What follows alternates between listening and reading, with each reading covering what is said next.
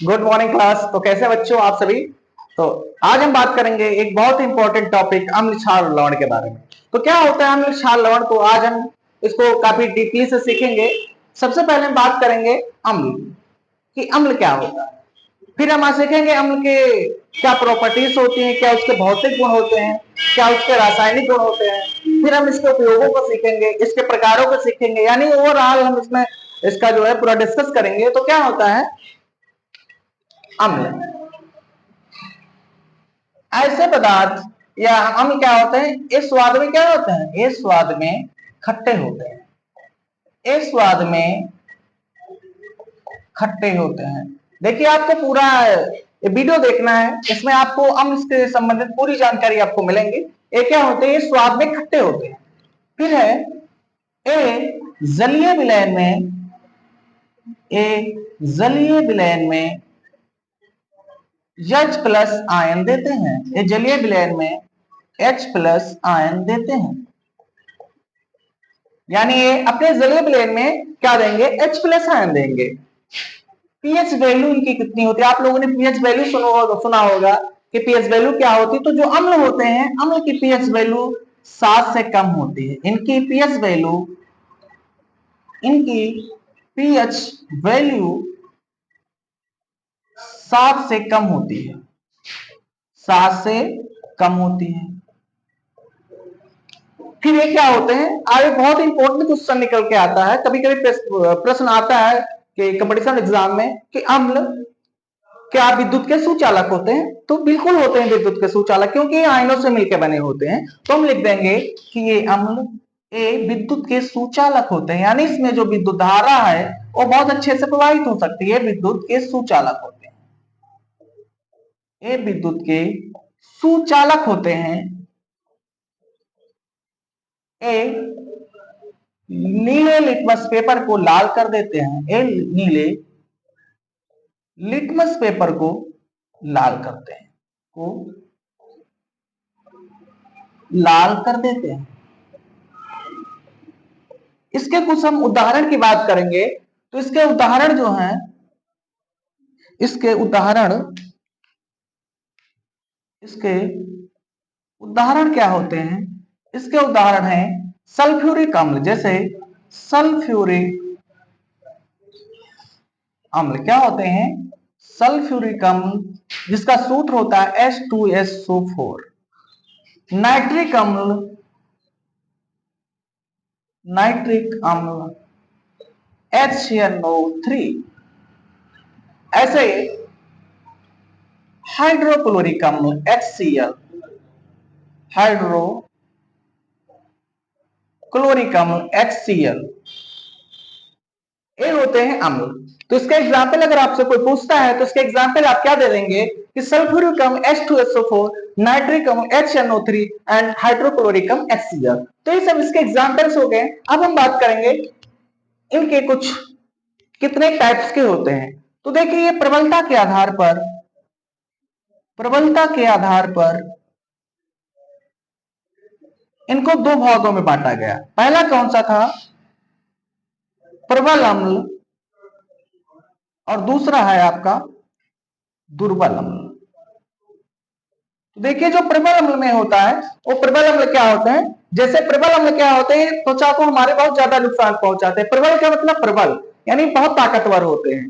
तो प्रबल अम्ल में हो जाता है आपका HCl हो गया, HNO3 हो गया, H2SO4 हो गया, ये आपके हो गए प्रबल अम्ल। दुर्बल अम्ल में क्या होता है, ये अम्ल तो जरूर होते हैं लेकिन इतना ताकतवर नहीं होते हैं, जैसे CH3COOH। ये क्या है, दुर्बल अम्ल के एग्जाम्पल्स है। तो हमने सीख लिया प्रबलता के आधार पर कितने प्रकार के होते हैं, दो प्रकार के होते हैं। पहला है प्रबल अम्ल, दूसरा है दुर्बल अम्ल। प्रबल अम्ल में हो गया HCl, HNO3, H2SO4 एंड इसमें हो गया CH3OH। ठीक है, अब हम इनको सीखेंगे कि इनका एक होता है सांद्र अम्ल, क्या होते हैं, तनु अम्ल। एक बहुत ही पूछा जाता है कि सांद्र अम्ल क्या होते हैं, सांद्र अम्ल। तो देखिए जो सांद्र अम्ल होते हैं, इससे पानी की मात्रा क्या होती है, पानी की मात्रा कम होती है, पानी की मात्रा कम होती है। और तनु अम्ल में क्या होता है, पानी की मात्रा अधिक होती है। तनु अम्ल में क्या होती है, पानी की मात्रा अधिक होती है, पानी की मात्रा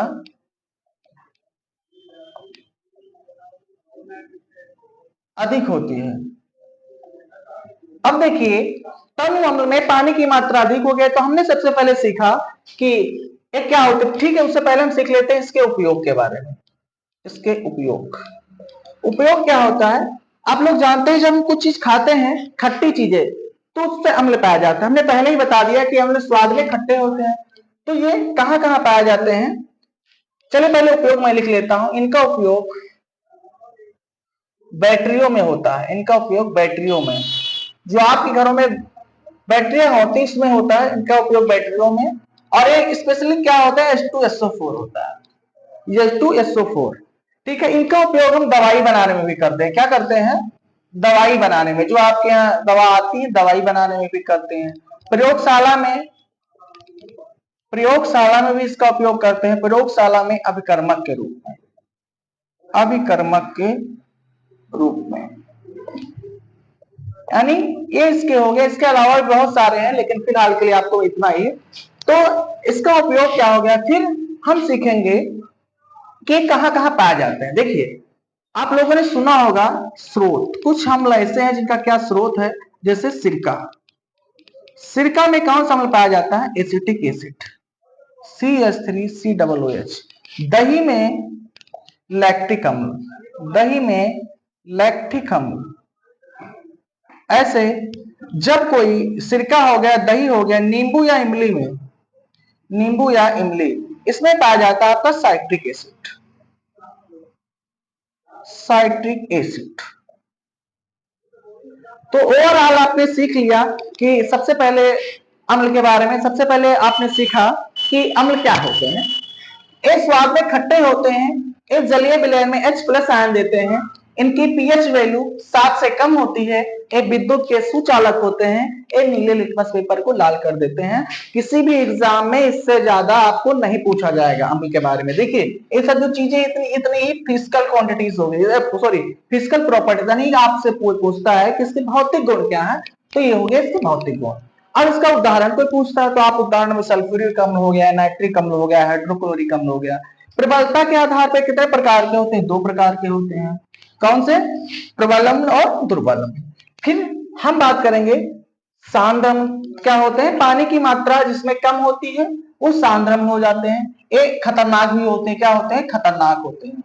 ठीक है, और तन अम्ल क्या होते हैं, जिसमें पानी की मात्रा अधिक होती है। फिर उपयोग, इनका उपयोग हम बैटरी में करते हैं। क्या होता है बैटरी में, जैसे गाड़ियों की बैटरी हो गई या आपके घर में जो बैटरी हो उसमें क्या होता है, मेनली H2SO4 होता है। फिर है दवाई बनाने में, प्रयोगशाला में अभिकर्मक के रूप में। फिर हमने पढ़ा इसके स्रोत के बारे में। स्रोत क्या है, एसिटिक एसिड हो गया, दही हो गया, नींबू का या इमली में, इसमें क्या पाया जाता है, साइट्रिक एसिड। ठीक है, अब हम इसके कुछ बात करेंगे रासायनिक गुण के बारे में। क्या होते हैं इसके रासायनिक गुण, चलिए हम इसको मिटा ही देते हैं।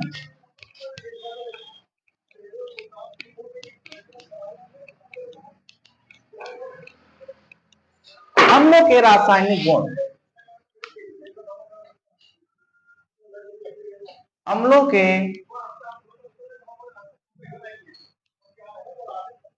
रासायनिक गुण क्या होते हैं। देखिए अम्लों के जो रासायनिक गुण होते हैं, जैसे आपने फिजिकल प्रॉपर्टीज को पढ़ा, यानी भौतिक गुणों को पढ़ा, ऐसे ही आप रासायनिक गुण को भी पढ़ेंगे, केमिकल प्रॉपर्टीज को भी पढ़ेंगे। तो देखिए क्या होता है, पहली है ये क्षार से अभिक्रिया करते हैं, ये क्षार से अभिक्रिया करते हैं। और जब ध्यान है कि जब क्षार से अभिक्रिया करेंगे तो क्या बनाएंगे, इस तरह से अम्ल प्लस क्षार, तो ये बना लेंगे लवण तथा पानी, लवण तथा पानी। और जिसको हम बोलते हैं उदासीनीकरण अपक्रिया, जिसको हम बोलते हैं उदासीनीकरण, बहुत इंपॉर्टेंट होता है, पेपर में आता ही जरूर है, उदासीनी अपकरण क्रिया। इस जो अपक्रिया होती है इसमें क्या होता है, मान लीजिए हमने कोई क्या ले लिया, अम्ल यानी HCl ले लिया, और इसमें ले लिया NaOH। अब इसका जब हम रिएक्शन करवाएंगे तो ये बन जाएगा हमारा NaCl प्लस H2O, यानी क्या बन गया है, लवण बन गया तथा पानी बन गया। ये क्या हो गया, सोडियम क्लोराइड हो गया और पानी बन गया। इसी अभिक्रिया को हम कहते हैं उदासीनीकरण अभिक्रिया। ये पेपर में आता ही मोस्ट इंपॉर्टेंट। फिर हो गया दूसरा है ए, धातुओं से अभिक्रिया करते हैं, धातु से अभिक्रिया करके हाइड्रोजन गैस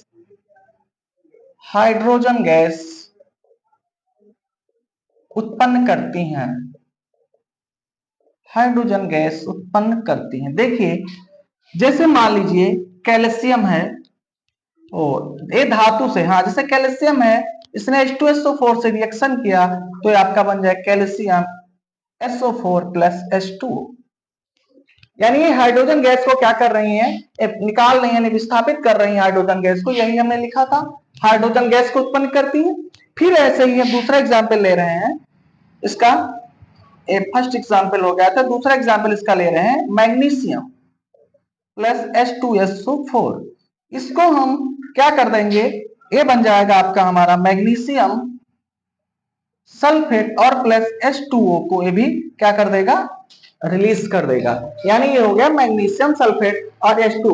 और ये बन क्या आ रहा है, ये सॉल्ट बनना है। क्या बनना है, सॉल्ट, और हाइड्रोजन गैस को विस्थापित कर रहा है। ऐसे इसके बहुत सारे एग्जाम्पल्स है रासायनिक गुणों भी, उनकी बात हम नेक्स्ट वीडियो में करेंगे। तब तक के लिए